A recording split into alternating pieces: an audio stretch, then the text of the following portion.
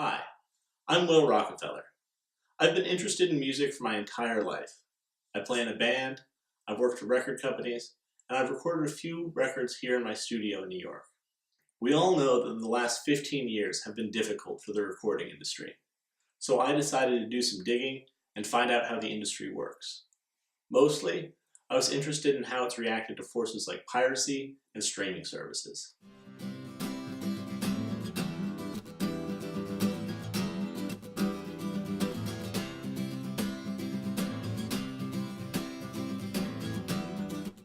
I went to meet some of the professionals who work in the industry.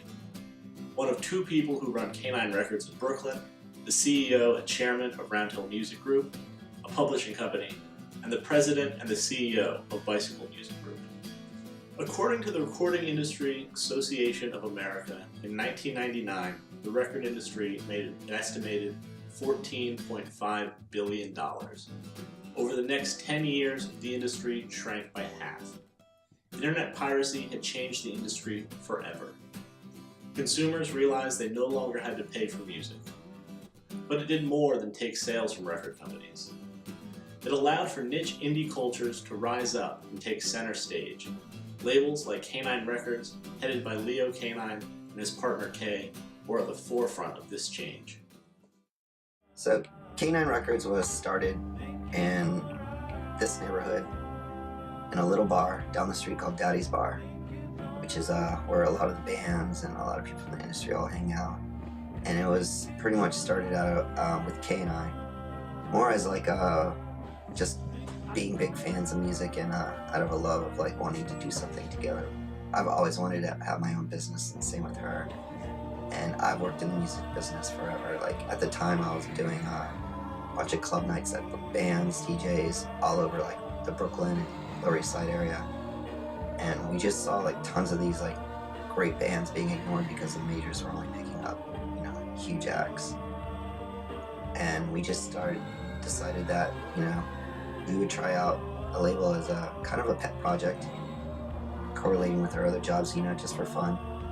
And our first release was going to be a collection of a bunch of the bands that have been playing our club nights and stuff around Brooklyn, New York and stuff, Williamsburg mostly area, to see if anyone cared, if there was any interest, before we started releasing real records and stuff. And it kind of just took off massively, and it showed that there was tons of interest in what we were doing and what was going on in the neighborhood. So from there we just luckily found an artist called Grizzly Bear soon after that.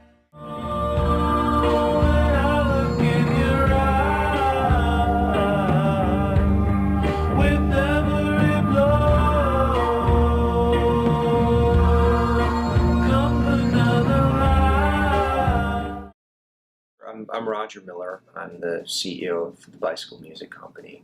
We're a publishing company and record label based out of New York and Los Angeles. In the traditional media landscape, it used to be that music was marketed through terrestrial radio.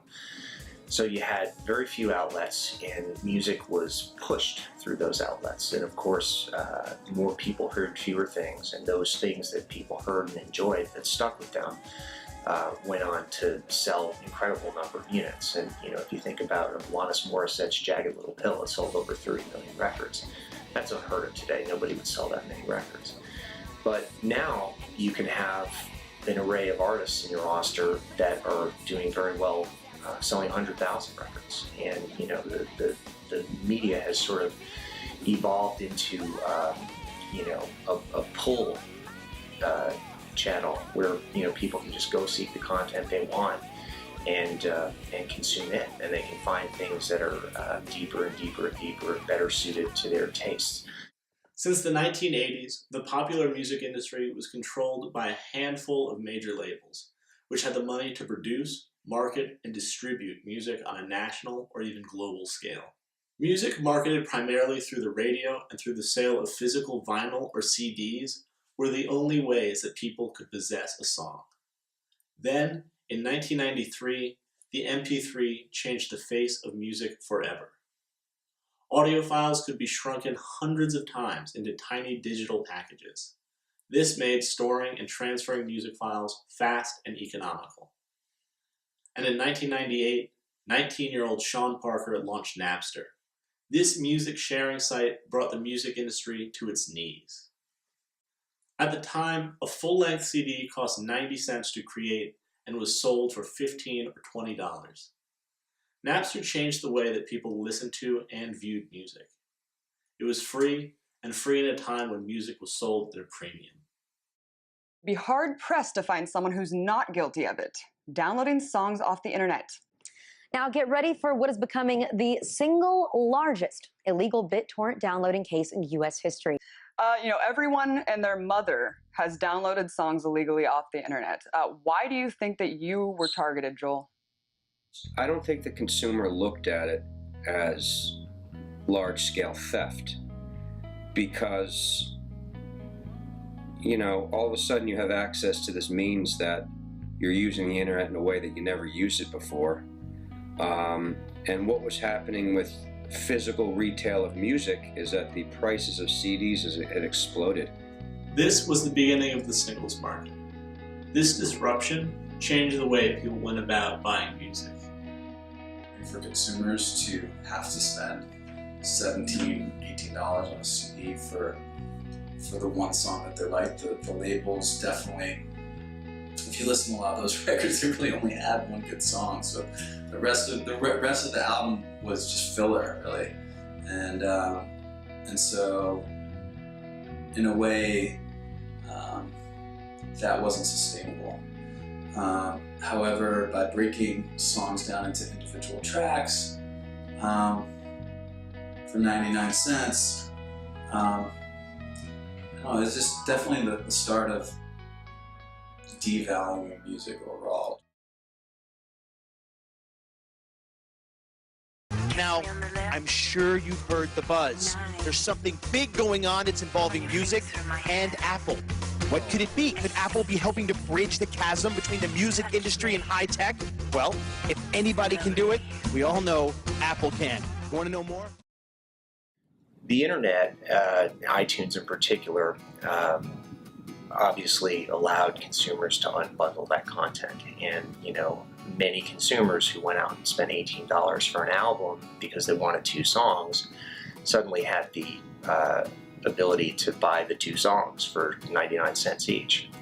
But it was very disruptive to record labels. So what you saw was a lot of decline in recorded music sales that we're only now just starting to come out of in terms of industry-wide revenues.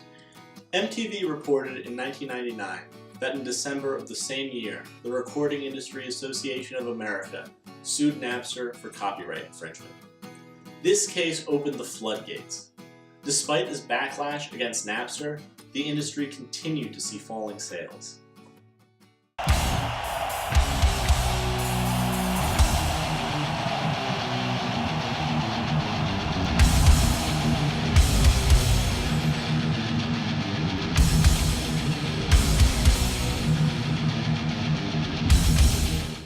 Then, in 2000, the thrash metal band Metallica sued Napster for copyright infringement. In this interview with Charlie Rose, Lars Ulrich explains the band's position on music piracy. A wildly popular website called Napster has changed the landscape for pop music fans who download music on the internet. So what we're trying to do is, as the first artist, to basically come forward and set our foot down and say, wait a minute, time out for 1 second. Let's just sit down and deal with this and try and get both a public debate going on how to control this for the future, and also, in the course of the legal forum, to try and go after Napster and show to the other upstart companies out there that provide similar services that if you're going to do this, you're going to have people like Metallica with very deep pockets who are very tenacious and very emotionally involved in trying to fight this on your back all the time, and whether that's something that you want to continue pursuing, basically. People say. The major labels definitely made a big mistake in trying to fight that whole wave. The major labels could have been Napster. They could have set up a legitimate service and start selling songs digitally themselves. Instead, they try to fight. They ignored reality, and Napster happened and sort of broke everything down. And then While Apple's Music Store did help slow the market's free fall, it didn't solve the problem. Instead, iTunes helped solidify the musical landscape as a singles market. In the early 2000s, label executives realized that it is virtually impossible to get people to pay for music anymore. So they began to sign deals with streaming services like Pandora and Spotify. These services are especially appealing for the same reasons that the iTunes Store and the MP3 are. The consumer can have all the music they want, it's easy to get, and it's cheap. So historically, if I went to the store and bought it's called $10 CD, that moment that the UPC code was scanned, there was a transaction, and the record label knew they made $10 or whatever net of $10 they made. It was immediate gratification for the label. They could do their cash flow. They could do all their projections off that. If I'm a super fan of a band and I have adopted streaming as my primary means of listening, I think mathematically you need to have 2,000 individual track streams to equal the retail value of one retail sales transaction for a CD. So what you're doing is you're elongating the life cycle of the value that you're extracting from each individual user. You know, like record sales are shrunk massively, and you know, part of it is a strong point of the internet has like killed a lot of the industry. Like a lot of the streaming services have taught people that, yes, they said, okay, we've cured illegal downloads because like people have no reason to go steal anymore. Right. Now you've taught the mass that you never have to buy a record because it's not worth buying. It's always free on the net. So why would you buy it? It's not worth investing in art anymore.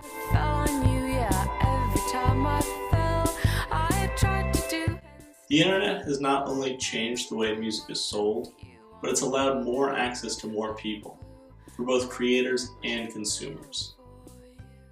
I think the industry is, still very healthy and still very positive. Of course, it's changing, and everything's always changing, and everything's always evolving. But that's just life, and that's times. And perfect example is like we never thought we were gonna like do more than a compilation, and we've been here 12 years, and we're still, doing our thing, and we're not slowing down. And I see tons of cool new labels pop up all the time. So if there's obviously room for growth in this industry where everyone says the music industry's dying, it's not true. But my experience with the internet is it's actually been very beneficial in music, I think, in terms of bringing it to more people and allowing the consumer or the music enjoyer, listener, to choose the content they want. Certainly there's going to be growth in the consumption of music. I believe there has been, and I believe that that's entirely because of the internet, making more music more easily available. The question is, will the monetization catch up? And it will, but it's the Wild West a little bit. So at the end of the day, music is content, and all these platforms, YouTube, all the streaming services, they need content. In this digital world, right now, it's a little bit like the Wild West, and over time, I think it'll become a little bit more regimented, more regulated, and I think that will be good for owners of content. I'm hopeful that the record industry will benefit from that in the medium to long term. Like all businesses, the entertainment industry has had its fair share of technology-induced disruptions in recent decades. The advent of the recordable cassette tape had the industry worrying that the public would stop buying records altogether. With the introduction of videotapes, the VCR, and Blockbuster Video, many predicted the demise of the movie theater. Time and again, the enduring popularity of content has driven the market towards new mediums and models. The old model music industry has been turned on its head, but according to the Recording Industry Association of America, music is, if anything, more popular than ever, and music consumption has grown exponentially thanks to streaming services since 2009. It's easier for people to create and consume music with services like Bandcamp, YouTube, and SoundCloud. While music may still be in the throes of a search for the next paradigm, it's only a matter of time before industry players will find their way out of what they call the Wild West to settle this new frontier. Seasons